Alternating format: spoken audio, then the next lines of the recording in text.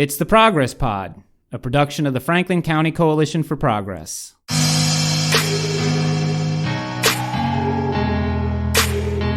I'm Pete Mazzoni with Jeremy Cate.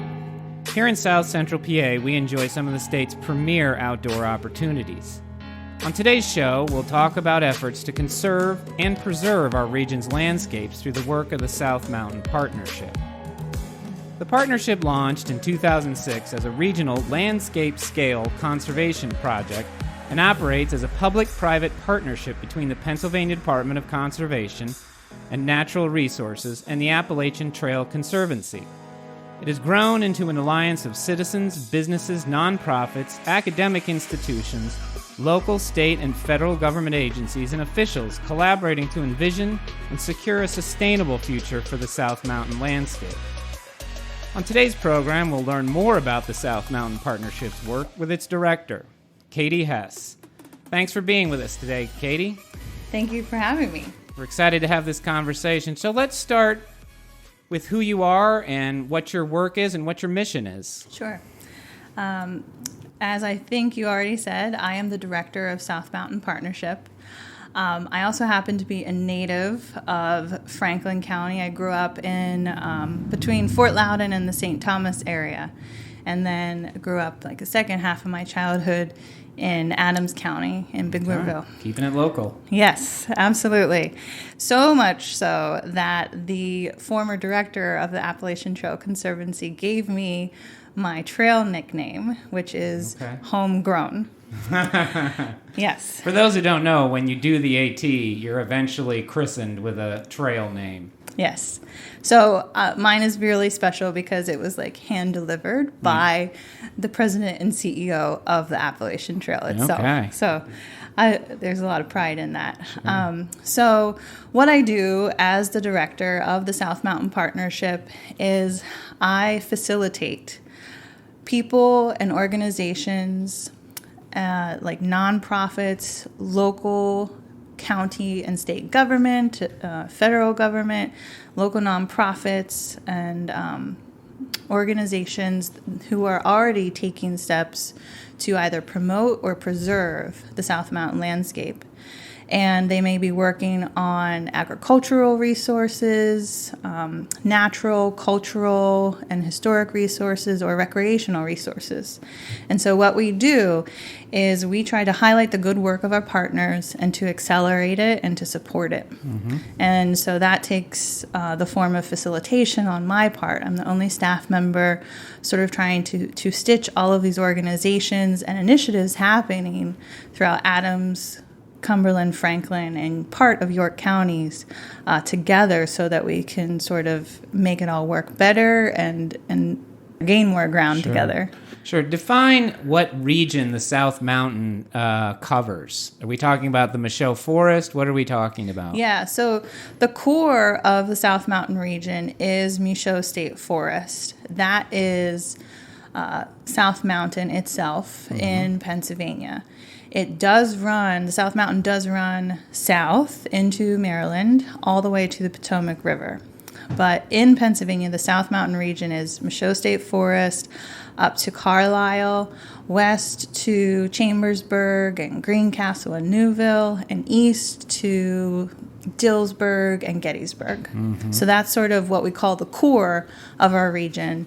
And sometimes, we work with partners outside of that region, but typically we stay in that area. Mm-hmm. And so we are one of 8 conservation landscape initiatives in the state of Pennsylvania. Pennsylvania has a really well-known and well-respected large landscape conservation program within the Department of Conservation and Natural Resources.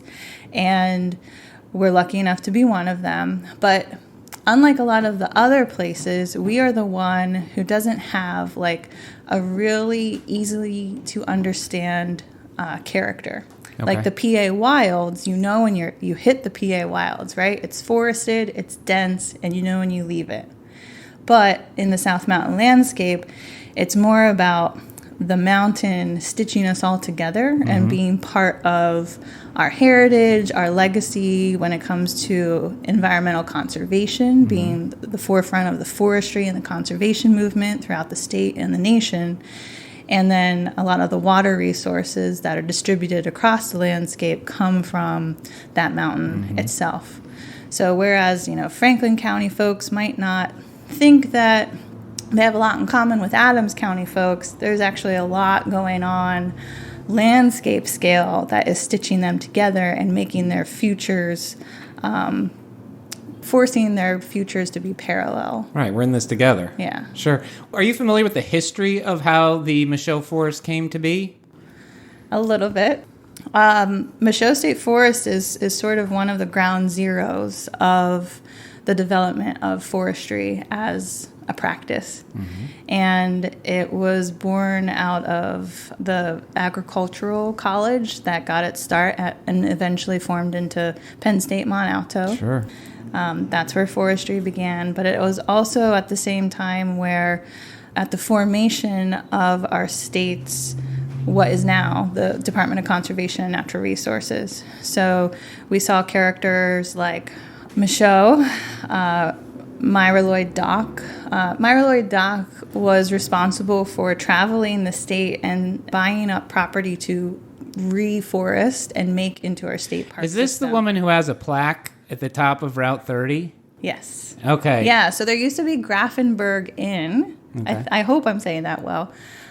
She and her family, I think, ran the Grafenberg Inn, and you're hitting on something that I also like to talk about, which is all of the cultural and historical assets that we have and some that we used to have. The Grafenberg Inn was like an amazing, large-scale, resort-style wooden building. Now, where was this located? It was located, I believe it's where the Michelle State Forest offices are now. Okay, right off 30? Yeah, it was right along 30. It burned, and for whatever reason, they never rebuilt.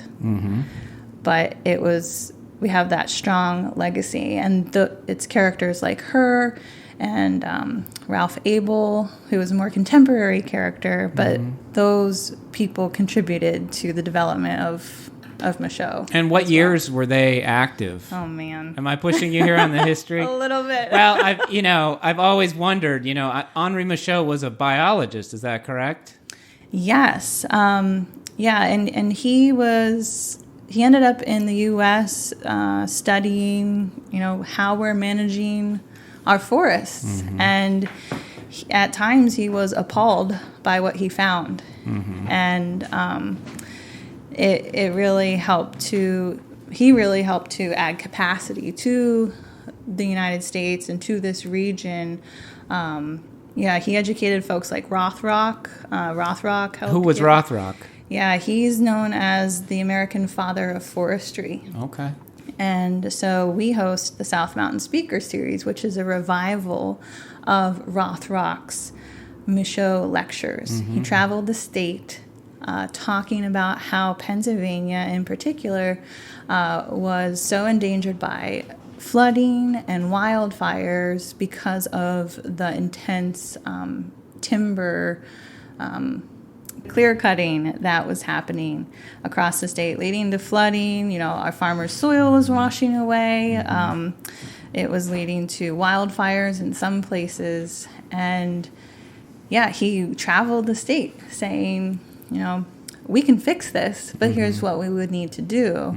And so he was kind of a rallying cry heard throughout Pennsylvania to get folks to consider how they could contribute and how they could support it. And so that's why we sort of take a good bit of pride in using that to frame our speaker series, because we want to engage people in this region on conservation challenges and move them to join another organization or take action in some way. What are some of the conservation challenges that the Michelle faces? Well, quite a few. One is that Michelle is a state forest.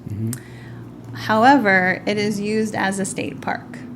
And what a lot of people don't know is that state forests do not receive any capacity funding or technical wise to manage recreation impacts on the forest. Mm-hmm.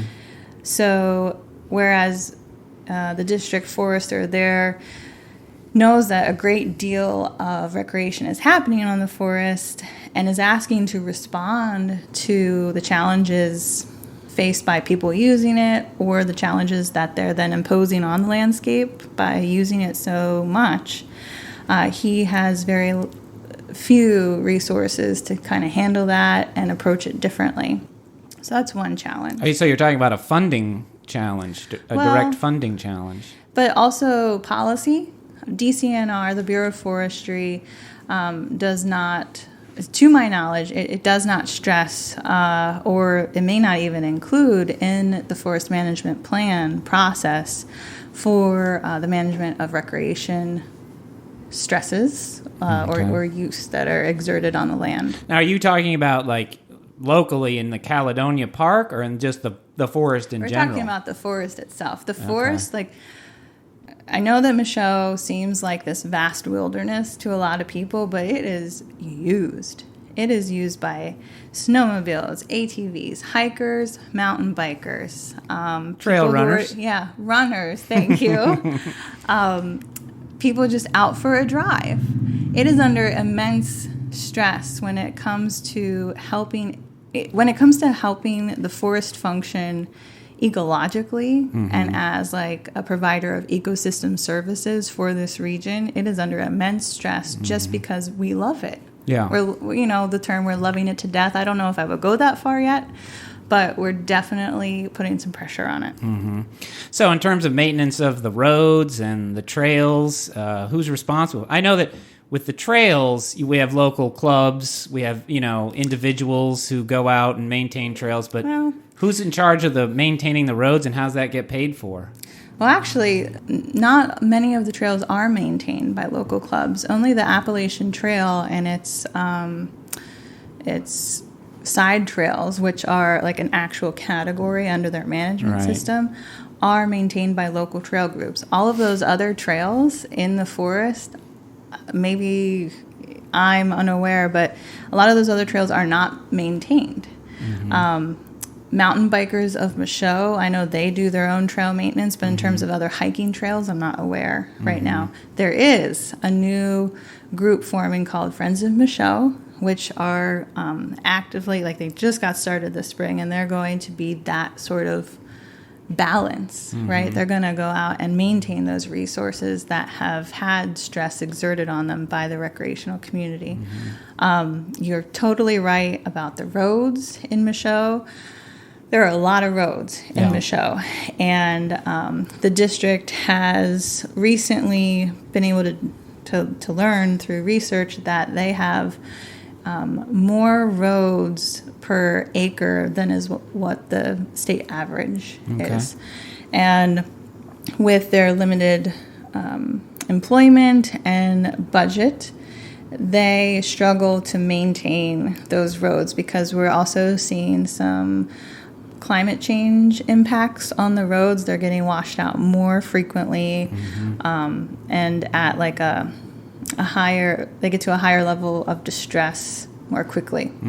And so you're working with the same financial and people resources, but you're having to fix more often and in a more aggressive way. So it sounds like you really need to reach out to the public and get the public involved in terms of, forming groups, working with you to kind of keep the Michele healthy. Yes, we want to see people step up and ask how they can contribute and how they can lend a hand. However, I'm the only person in my office doing this work, and so we have to focus our broad work somewhere.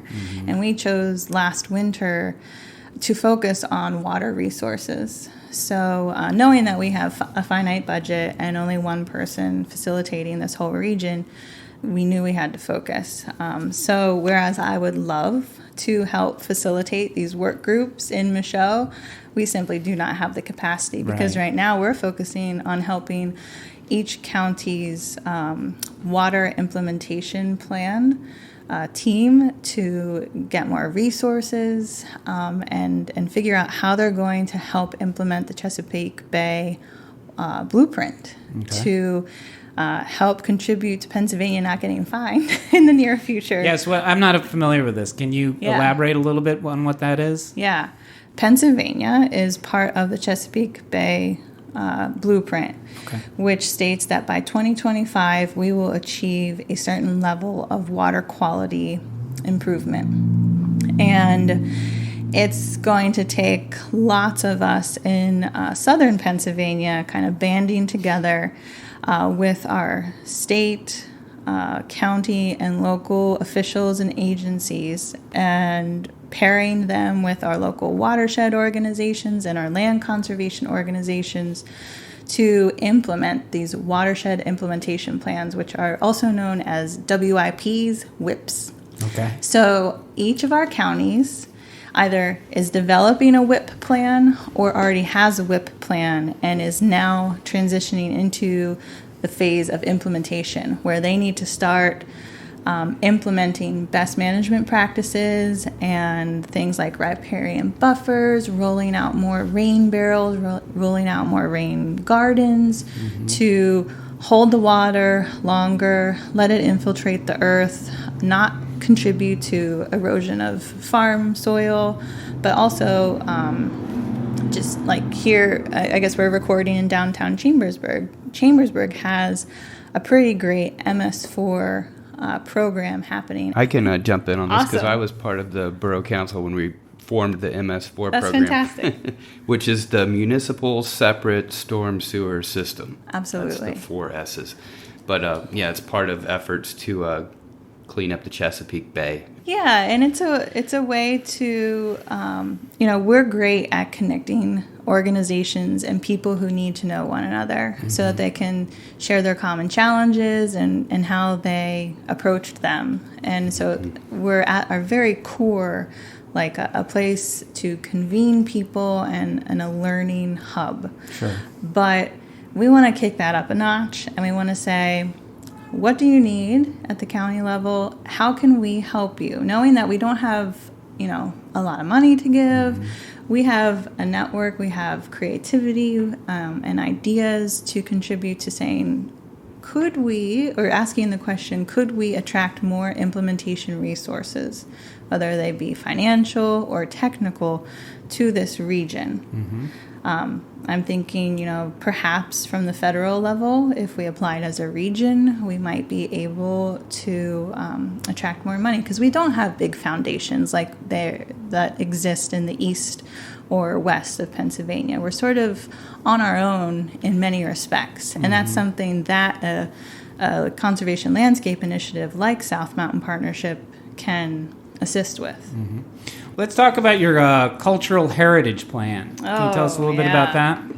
Absolutely. So the cultural heritage plan was created before I came on board, and its vision is to get an understanding of the heritage and the legacy that exists in the South Mountain region. So we're talking about the Cumberland Valley and Franklin and Cumberland counties on the west side of the mountain. We're talking about the legacy of forestry and the Civilian Conservation Corps and the POW camp and the church camp later on, actually up at Camp Michele, and then the specialized fruit region on the eastern slope of the mountain.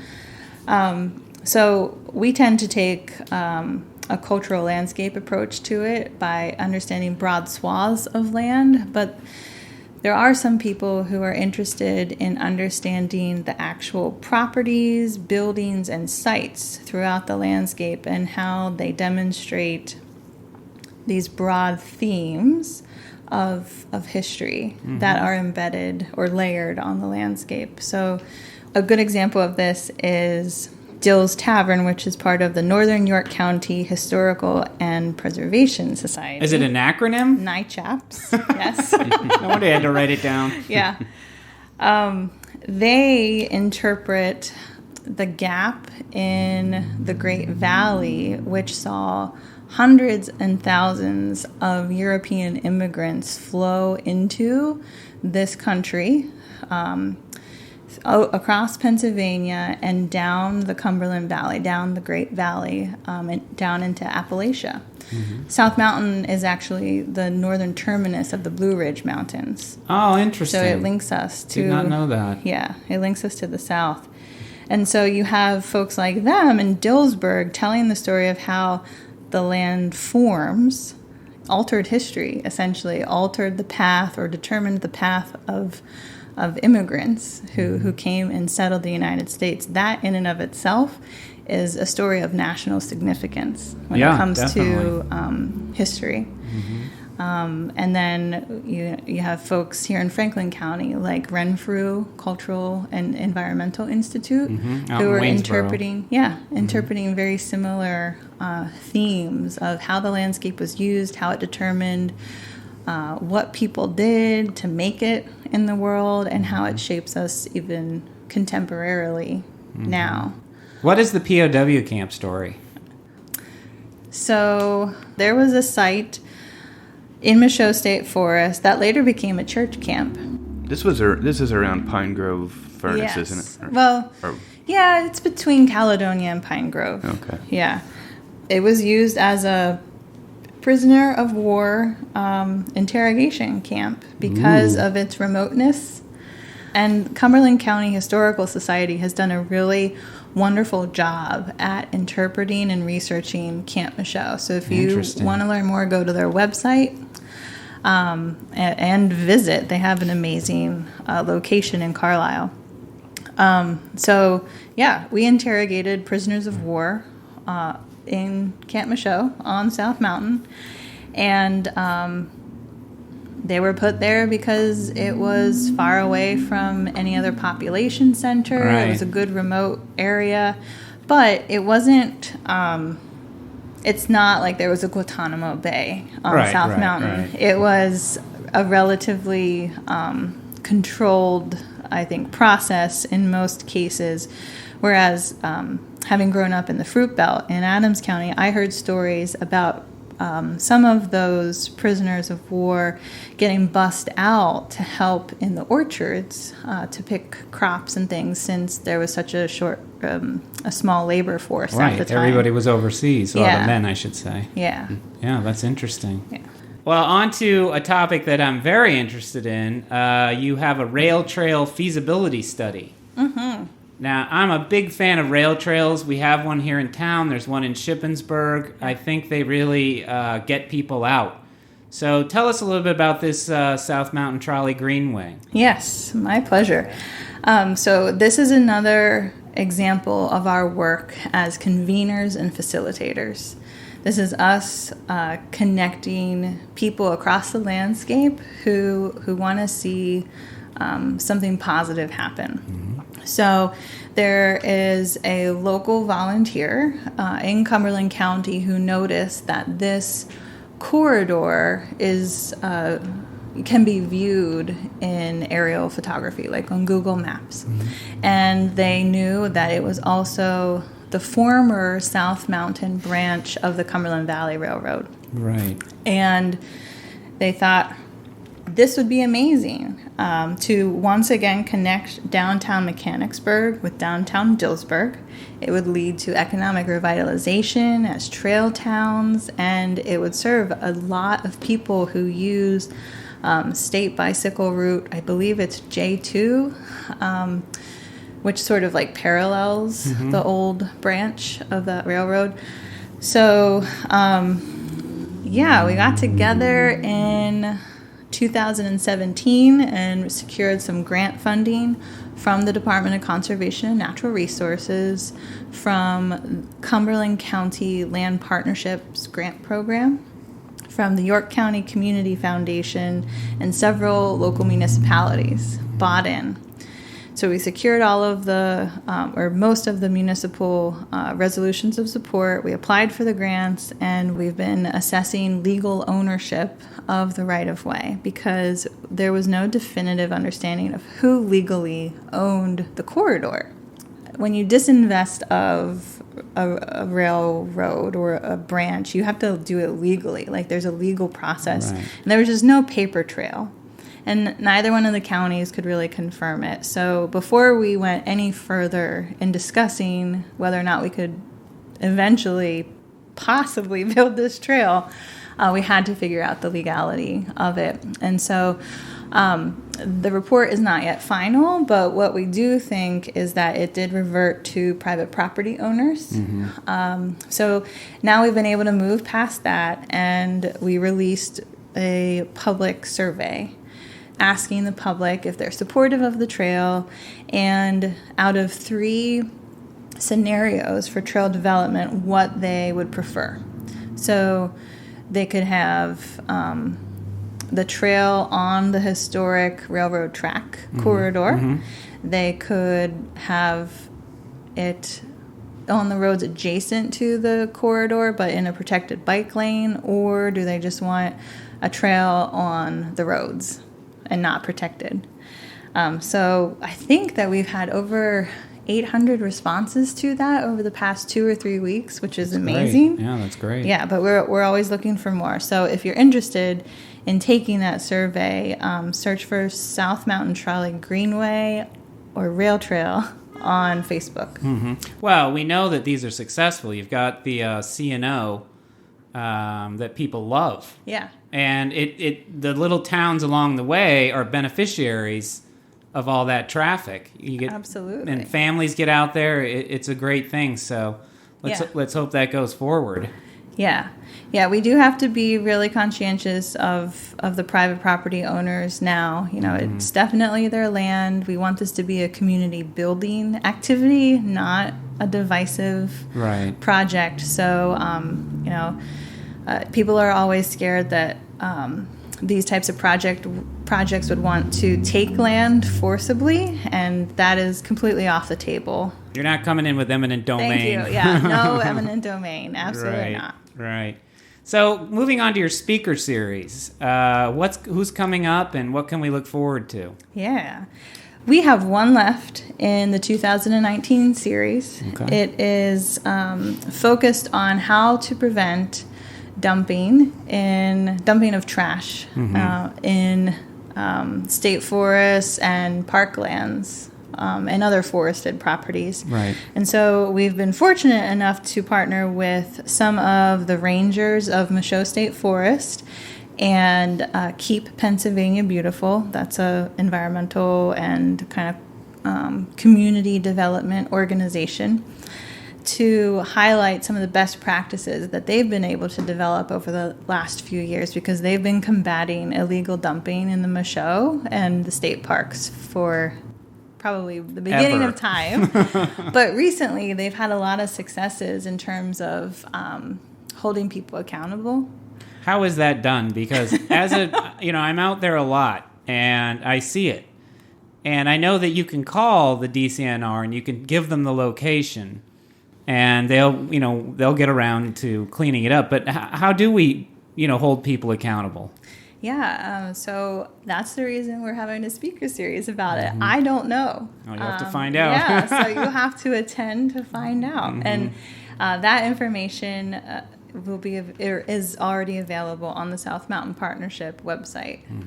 We always have all of our speaker series events listed, and all of those are free and open to the public. And you can visit that at southmountainpartnership.org. And that one's going to be on September 12th. Thank you. Yes. So, are you enjoying your job? Are you frustrated? A little bit of both? I'm no longer frustrated. There was as you are learning a new position and working with so many organizations on a regional scale, in the realm of any conservation or preservation area, in South Central Pennsylvania, with the market and political forces that are playing out, it's a lot. It can be a lot. I have a vision for this landscape. Having grown up here, I want to see it remain healthy and vital. I also want it to be sustainable and wealthy. And I don't think that any of that is impossible. Those aren't mutually exclusive. We just have to be solution-oriented and have difficult discussions about what we want the future to be. So at times, that can be frustrating, but it's an amazing opportunity that I mean, these jobs are far and few between, and this is an emerging field. This field of landscape conservation is a specialization within conservation, and we're just now developing the metrics for success, and we're learning that, you know, we don't go out and preserve property. We don't acquire property and keep it static. My job is to create an ethic of conservation throughout the landscape and to get people to value it and see its value in their everyday life. Do you find that, you know, there are the people who take it for granted and then the people who are heavily invested? Is there any middle ground, really? Oh, yeah, absolutely. Okay. Always. There's always middle ground. Anyone who tells you otherwise is trying to manipulate you, I think. Oh, boy. We all care about clean water, right? We all care about the quality of our drinking water. We all want to be able to fish and swim and wade in our local waterways. We need clean water for agriculture. We need clean water for industry. Our water systems, you know, from raindrop to ground to infiltration to evapotranspiration, all of that is an ecosystem service that we're benefiting from every day. Yeah, for sure. And so that's the middle ground. So as an individual user of the Michele, you know, what can I be doing to keep the forest healthy? Yeah. I know that I do, you know, I pick up a lot of trash, but I know that's kind of small potatoes. But what can the individual user of the woods be doing? Well, picking up trash, you would be surprised with how many people don't pick up trash. So that's always a great place to start. Implementing leave no trace principles. Leave no trace is all about literally leaving only footprints at the very basic level, staying on the trail. Like if the trail is muddy, you better go through the mud. Go through it. Yeah. Don't widen the trail by going around the mud. Yeah. There are tons of vernal pools and significant high quality habitats and wildlife habitats and special species of concern all over the South Mountain, and you just don't know what you're going to be affecting. So stay on the trail. Whatever you pack in, pack out. That means even when you take strawberries as your snack, don't leave the strawberry hulls in the forest. Take them home with you because they are not part of that ecosystem. Yeah. And it seems trivial, but if everyone does just a little bit to leave something, we're talking about like in one weekend, hundreds, if not thousands of new things ending up in the forest. And then other, you know, leave no trace principles include, you know, if there's not a restroom around, how to responsibly relieve yourself in the woods. It requires that you go a certain distance away from any water resources, that you know, dig a hole, you bury it with so much soil. So yeah, being educated about our impact on the forest and the trail resources would be really great. In addition to that, consider joining the Friends of Michele or supporting them in some other way. Also, there are Friends of Caledonia and Friends of Mont Alto Forests, I believe, and the Friends of Pine Grove State Forest, and the Friends of Kings Gap State Forest and Education Center. Yeah. But these groups, as you might imagine, you know, they receive turnover. People are always aging out, and we always need new ideas and younger folks to join. And there's no better way to learn about that stuff than by the people who've been practicing it for the last 5 to 10 years. Right, it's a great resource. To your point about, you know, packing in, packing out, leave no trace, I think sometimes people can't wrap their heads around the fact that, as you say, it's not just you. There's hundreds or even maybe thousands of other people doing it, which is, if you go up to Long Pine these days, the rock stacking.